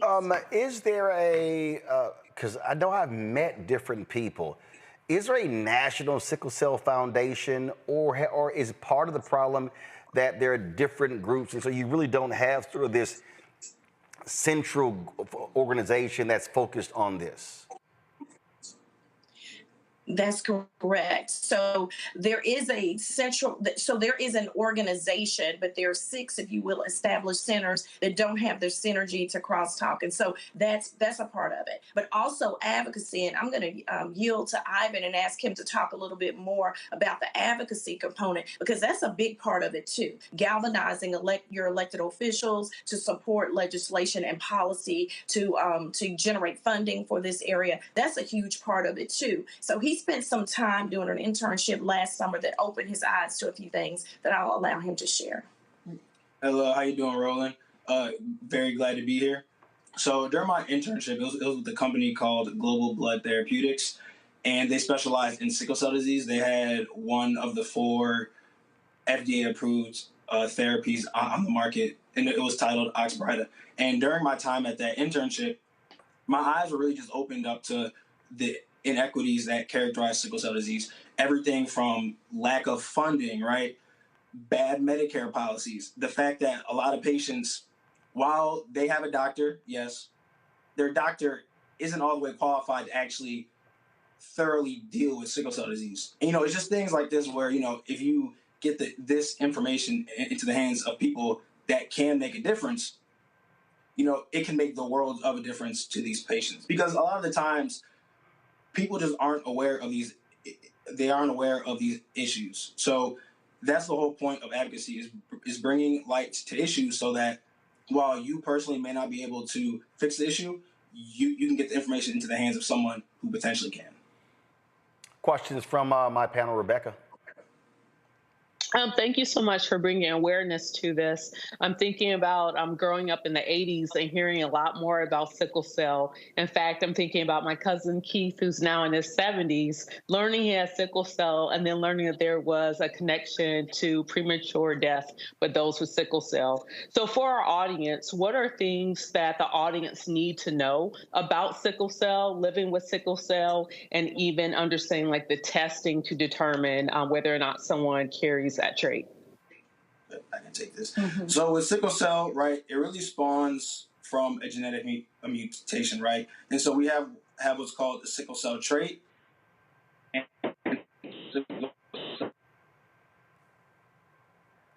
All right, hold tight 1 second. Looks like there are about 2.5 million. Hold on 1 second. Your video is breaking up. So go ahead. Now start again. Go ahead. So we have what's called sickle cell trait and sickle cell disease. There are about 2.5 million people that are living with sickle cell trait. But however, to have full-blown sickle cell disease, you need 2 copies, one from mom, one from dad. So when you have these 2 copies, right, that's when you have full-blown sickle cell disease. And this is where you see the, everything, from your pain crises, right, a decreased life expectancy. So the only way that you really can know that you have sickle cell is to get genetically tested. All right, Robert. And thank both of you for all the work that you do raising awareness around this. Again, I also feel like I heard a whole lot more about this in the 80s and early 90s than we do today. What are some things we can do to help raise awareness around this? Because I feel almost as if the treatments have gotten too good to the point that people don't take this seriously as being an issue and kind of push it off as being just kind of a life annoyance as being opposed to being something that really impacts our lives. What are things we can do in our own communities to make sure people better understand the dangers of this and the treatments that are resources that are available? Sure. So I'll start by saying our approach to actually research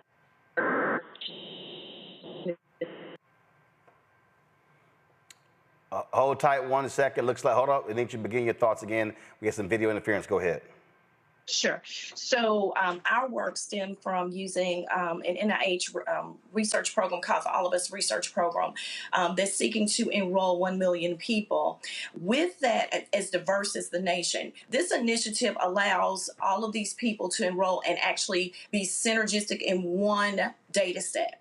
Now, by having one data set is when we were able to ascertain, we were able to see certain trends and patterns as far as opportunities to better treat patients. So that was one of the things we were being able to say. So synergizing the data, being aware. One of the things that I would push would be funding to actually allow these 6 sickle cell centers to crosstalk and actually be better engaged, where they can actually share information, because that's a huge gap that is going on, so that one can improve treatments and actually share best practices and evidence-based medicine. So that's one thing. There are some new treatments on the market, and I would say that both Ivan and I are at Xavier University of Louisiana. So I'm a professor there, and he's a recent graduate, Dr. Jubilee, who is a pharmacist. And so he will talk about some of the newest treatments that were just approved by the FDA in January of 2024. So this is really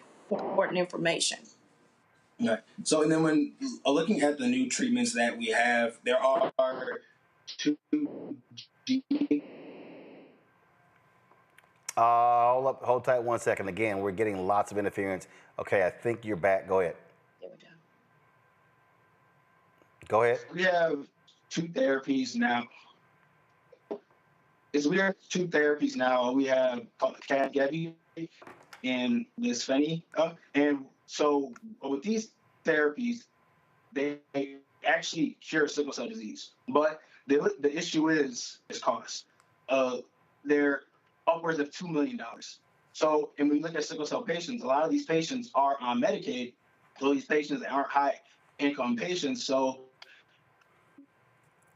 while, yes, we call it the headline, sickle cell disease is cured, or there's a cure for it, who's going to pay for it? And that's what it comes down to. So funding is such a big issue, because a lot of these patients, they rely on government funding for their treatments. But who's going to pay for it? So that's, a big push for advocacy groups as of right now, is trying to, because while, yes, these treatments are great, it doesn't matter if no one can take it. So that's kind of where we are now. All right, then. Well, look, we both appreciate both of you for coming on today. Thank you for your work. Thanks a lot. Thank you. All right, folks, got to go to a break. We come back, a couple of more Juneteenth items to talk about right here on the Black Star Network. Back in a moment.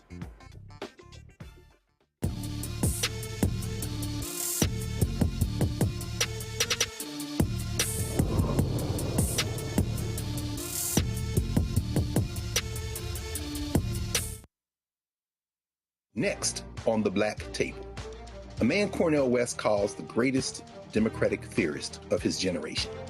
Adolph Reed joins us to talk about his eventful life and his book, The South, Jim Crow and Its Afterlives. Somewhere between an electoral sweep or an out-and-out coup or putsch, I think the danger is quite real. Join us for the Black Table, only on the Black Star Network. We are the culture. We blaze trails. We define our future. We are the heart and soul of America. This Juneteenth, we celebrate freedom. Freedom to live, breathe, play, choose, marry, and vote. We are one America.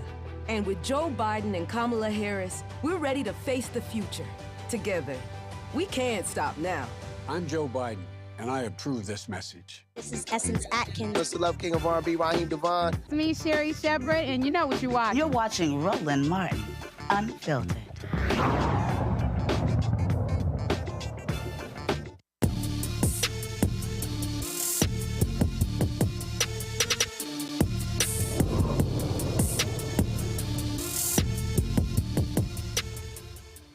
Folks, the grandmother of Juneteenth, Opal Lee, received the keys to her new home, built on the same lot that her family was driven from by a racist mob when she was 12 on June 19, 1939. Habitat for Humanity gave the 97-year-old Opal Lee back the land her family owned in Fort Worth, Texas. Here's Lee talking about the home. I don't know how to describe how happy I am and how I plan to have an open house and invite all the neighbors in. I'm looking forward to meeting my neighbors. My parents bought a house here at this location in 1939. And we moved in, we were only here 5 days. And on the 19th of June, people started gathering across the street, and the paper says it was 500 people. Those people drug the furniture out and burned it. They did despicable things. I just so want this community and others to work together to make this the best city, the best state, the best country in the whole wide world. And we can do it together. Our Bible says that we are brother's keeper, and we should. All right, so congratulations to Opal Lee. Folks, Dr. Gerald Horn, a history professor at the University of Houston, has written about a number of topics, and one of his books dealt with the issue of the Texas Civil War, which predated the United States Civil War. And in the interview with his book, he talked about this interesting, what he discovered, interesting facts regarding black troops in Juneteenth. Watch this. Can I add a vignette about some new revelations about Juneteenth? Yeah, go ahead. So, you know, I'm working on this book that would have been published now, but for the pandemic. So we all know about Juneteenth, June 19, 1865. Supposedly General Granger shows up and tells the Negroes that they're free. But what's downplayed is that he was accompanied by 75,000 so-called colored troops. And why did he need so much backup? He needed so much backup because the settlers in Texas, which was the Confederate state least damaged by the Civil War, and was the Confederate state in which slave owners from Louisiana and Arkansas were bringing their enslaved during the Civil War, because you saw the black population increase exponentially. They had this idea of resuming slavery in Texas. And not only that, but recall that Mexico, the southern neighbor of Texas, was then under French rule. They were supporting the Confederacy. And so many of the black people were going to be deported into Mexico to continue slavery. Jefferson Davis, the head of the Confederacy, he was captured after the fall of Richmond trying to escape to Texas so he could lead this rebellion. And so these 75,000 black troops then became a hammer against the French troops in Mexico, against the Confederates in Texas, and helped to save the United States from resuming the U.S. Civil War under a different guise. Wow. And that, I actually had not heard that. Where'd you discover that? I've been spending a lot of time doing research in the past few months during the pandemic, reading microfilm on lockdown. U.S. State Department reports from Mexico, for example. Also, you know, excuse me if I'm going on too much about this. Go ahead. But I keep telling you, Gerald, it's a black-owned show. We good. Go ahead. We can talk about black stuff. We good. Okay. So the French in Mexico had brought African soldiers from Algeria, which they had colonized in 1830, and also from Egypt and Sudan, which they deeply influenced, thousands and thousands to Mexico as backup. And that's why General Granger needed these 75,000 so-called colored troops, because this was going to be, pardon the expression, another battle royal that was going to unfold. And the man in charge of the Confederate effort, Matthew Fontaine Maury, M-A-U-R-Y, who until last year had a statue in his honor in Richmond, Virginia, he was the mastermind of this plot to continue slavery. And by the way, even before then, he had this other diabolical plot of deporting all the black people. This is before the U.S. Civil War, deporting all the black people to Brazil. And that plot was also thwarted, which helps to explain why we are now in North America speaking English and not in Brazil speaking Portuguese. Wow. That is some deep history right there. Folks, if you want to learn more about that, this is the book that you should check out by Dr. Gerald Horne. It's called The Counter-Revolution of 1836, Texas Slavery and Jim Crow and the Roots of U.S. Fascism. And trust me, it is a fascinating read. Gerald did some amazing research there. And that book is one of the reasons why when they have Texas Independence Day, I don't celebrate that. I don't acknowledge it. I think it's a trash day because for people who don't understand the history, the white folks in Texas were the reason they fought Mexico was because Mexico, they abolished slavery. And the Alamo, remember the Alamo? If you black, don't be shouting, remember the Alamo, because the Alamo was a battle over slavery. That's what it was all about. This is also why, final comments here, why history is critically important, Rebecca. And so we must, again, make sure that on this particular day here, it's not a focus, as we started the show off, with parties and concerts. No, we must deal with the actual history, the real history. And what Gerald laid out there, those federal troops, the reason they were important, because those federal troops actually went plantation to plantation, freeing folks, because the racists in Texas, if left to their own devices, would have never done it.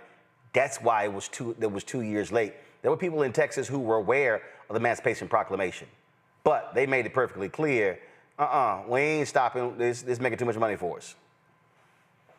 You know, this is why history matters. And I'm going to call out something that Robert said earlier that I think is super important. It's the reason why inside of our Black families, we need to be teaching this history, because we can't expect for this to be taught in schools. Many of your audience know that I was born and raised in Omaha, Nebraska. Nebraska is very white. Teaching Black history wasn't the top of the curriculum list in Nebraska. But one thing that I appreciate about my mother is she made sure that every single Saturday we were learning something about Black history, understanding that the reason why both sides of my family ended up in Nebraska was because of racism and Jim Crow heavily prevalent in the South. They got it in the North too, but they went to the North because of opportunities. My mom made sure that by the time I was 7 years old, 8 years old, 9 years old, I've watched Eyes on the Prize multiple times. The Black History Museum in Omaha, Nebraska, my mom not only would make us go, she would even volunteer. So I spent a lot of time there, and my dad too. So understanding how it is important in our Black families to make sure that we're teaching history, because it's not going to happen in public education, in public schools. It's not, quite frankly, it's not going to happen in private schools. You know why? Because it doesn't make money. It's not in the best interest of this very racist colonial state, as Dr. Carr says, this white, what I think he calls it, the white settler colonial state that we live in. It's not in their best interest for Black folks to understand their history, understand that we're not powerless, we are powerful, we have overcome, and we literally built this country. We demand reparations because it is owed to us, not because it is a handout. So firmly understanding where we came from gives us a blueprint in where we should go going towards the future. So once again, this is Juneteenth. This is Happy Jubilee Day. This is liberation. This is freedom. But it's also a call back to the strength of our ancestors propelling us to move forward. Robert? We live in a day and time right now where every piece of information that is accessible is only a question of whether or not we are willing to go out there and get it. We have to start thinking of ourselves as African Americans as part of the larger African diaspora and part of the civilization state that is. There's a difference between a civilization state and a nation state. Nation state is like America, Great Britain, France, that are built upon these national ideas and conceptualizations. A civilization state is when you're thinking about the Indus Valley culture, which is continued today in India. The Chinese culture has been around for 8,000 years. The cultures like the Slavic cultures in Russia, they're descendants of those same people. These are civilizations that last and have continued throughout time. We are the progeny of exactly that. And when you start seeing yourself as part of this larger African civilization state, you stop being subjugated by these trivial pursuits and ideas put upon you by these trivial nations of Western Europe, and start seeing that we are part of a bigger project, a part of a bigger culture, part of a bigger civilization. And we have to start thinking of ourselves in that way and building upon that. So as we're celebrating Juneteenth, it's not simply enough to honor those who came before and to celebrate what we have achieved. It's about rebuilding that civilization that's been destroyed through 500 years of European colonialism, subjugation, slavery, rape, and destruction. And how do we put ourselves back in the position we were previously and that we were in for millennia before that? When we see ourselves as a civilization, we are strong. When we see ourselves as subjects, we are weak. Reparations is just the start to rebuilding of our civilization. Folks, history is important, and so that's why we focus on that on this show, having great voices as well, giving you the kind of information you're not going to get anywhere else. Robert, Rebecca, appreciate y'all joining us today on this Juneteenth. Thank you so very much. Folks, I will be broadcasting live tomorrow from, hold up, go back to Rebecca. Rebecca, you were late with the flag. Rebecca, you got to show that a little bit earlier. All right, Ted. All right, so appreciate that. All right, folks, tomorrow I'm broadcasting live from Los Angeles. I'll be there for the Beverly Hills Cop sequel airing on Netflix. I'll be interviewing Eddie Murphy and others associated with the movie. So look forward to that. We'll be bringing that to you soon. So definitely tune in. Hey, if you missed the Gerald Horne interview, you know what, Keenan, BJ, let's restream that later so people can actually check that out so they can see the full interview, because again, it's a fascinating discussion, that book that Gerald wrote. And so we appreciate that. Folks, your support for this show is critically important. Listen, you heard what Chris said at the top of the show. You don't have shows out here doing the kind of work that we're doing. I'm just telling you that right now. We talk about building something that's Black-owned and building it where we control it, or we're not asking anybody's permission. That's why it matters. I can guarantee you,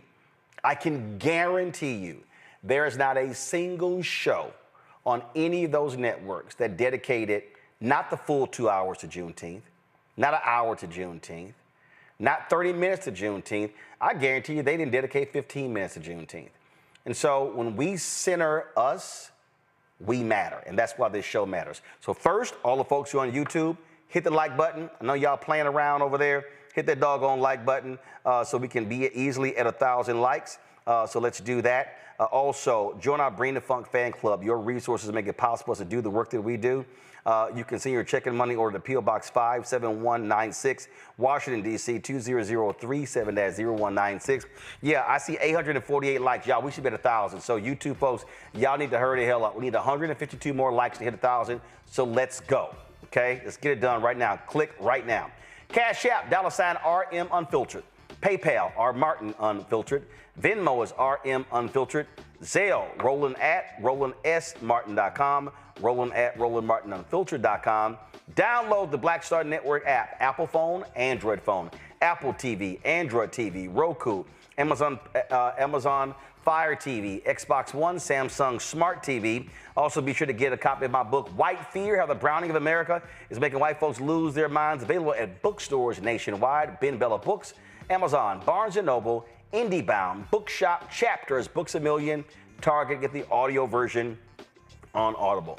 Folks, that's it. Y'all have a fantastic Juneteenth. And also, hold up, let me show this real quick.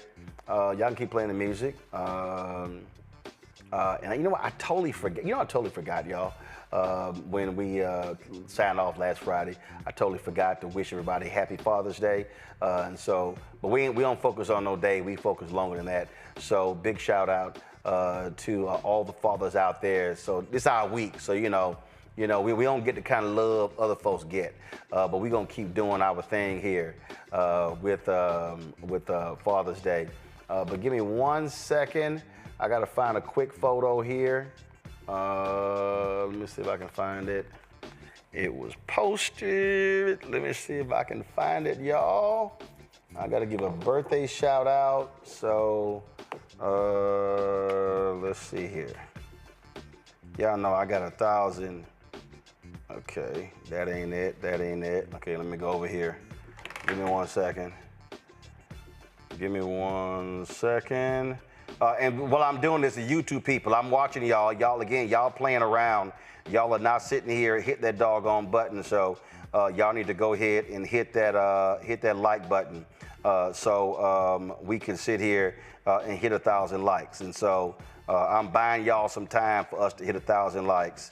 So here we go. Shout out to my sister Kenya on the left. Today is her birthday. Her birthday is Juneteenth. So happy birthday, Kenya. She's there with with the older sister, my sister Levita. She's right behind me. So shout out to Kenya on her birthday. All right, folks, that is it for us. I will see you guys tomorrow right here on Roland Martin Unfiltered. Yes, and we got to 1,000 likes on YouTube. See, so all that time it worked. Thanks a bunch. Y'all enjoy the rest of the holiday. Keep it real, keep it black, because this day is ours.